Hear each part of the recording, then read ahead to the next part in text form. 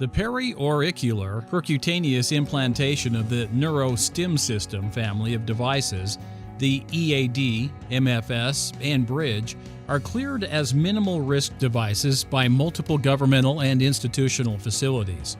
This retrospective report of findings will help qualify the incidence of clinically observed bleeding, localized dermatitis, and infections at the implantation site of the electrode needle arrays, dermatitis at the site of the generator, and patient syncope. For this report of findings, the EAD, MFS, and Bridge, although packaged separately, are collectively referred to as the NSS, or NeuroStim system. The NSS is a group of neurostimulation medical devices consisting of a battery-operated solid-state generator externally affixed by double-sided tape to the skin beside the ear, 4 wire connecting leads, and 4 attached electrode needle arrays, each consisting of 4 1.5 mm needles designed to be percutaneously implanted into the dermis of the external ear. The NSS devices are provided in disposable convenience kits consisting of a generator, sterile wire leads with arrays attached, transilluminator tweezers, surgical marking pen, several adhesives, bandages, disinfectant, and instructions for use. The devices and convenience kits are manufactured and assembled at Key Electronics in Jeffersonville, Indiana. All patients from the 6 participating centers who qualified within the accepted clinical guidelines for placement of the NSS were included in this study. Both male and female patients, aged 16 to 70 years, were included in the study. The use of transillumination to visualize, isolate, and target the auricular neurovascular bundles allows the clinician to avoid direct implantation into the vessels within the designated physiological zone. Upon percutaneous implantation of the arrays and the activation of the generator, a fractal geometric electronic field is produced which is designed to stimulate the targeted neurovascular bundles. 6 centers from a wide geographic and interdisciplinary background performed a retrospective chart audit for the preceding 12 months to ascertain the incidence of specified adverse reactions to placement of a total of 1,207 NSS devices. Each device has 4 electrode arrays consisting of up to 4 needles, which are percutaneously implanted into the dorsal or ventral aspect of the external ear, for a total of 16 percutaneous punctures per application. The result is a total cohort of up to 19,312 percutaneous punctures.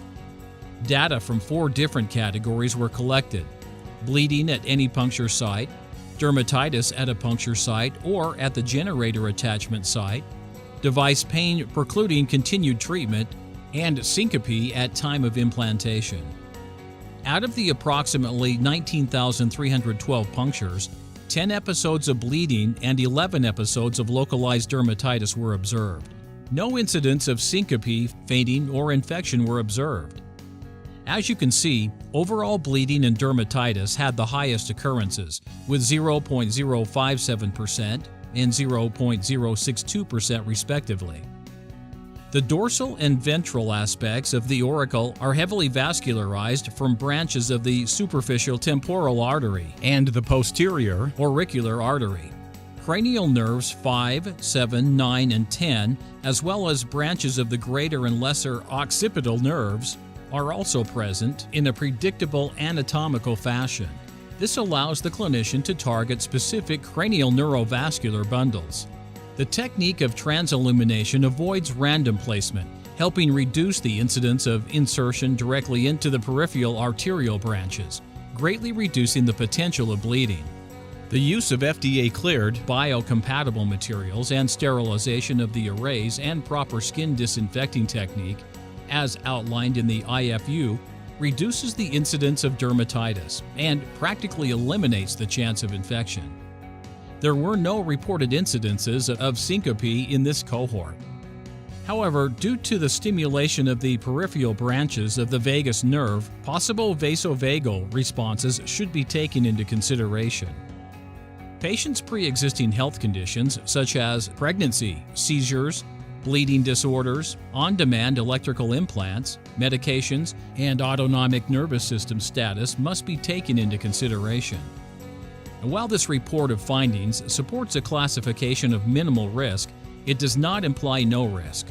Risk assessment of patients on an individual basis must be determined by the clinician.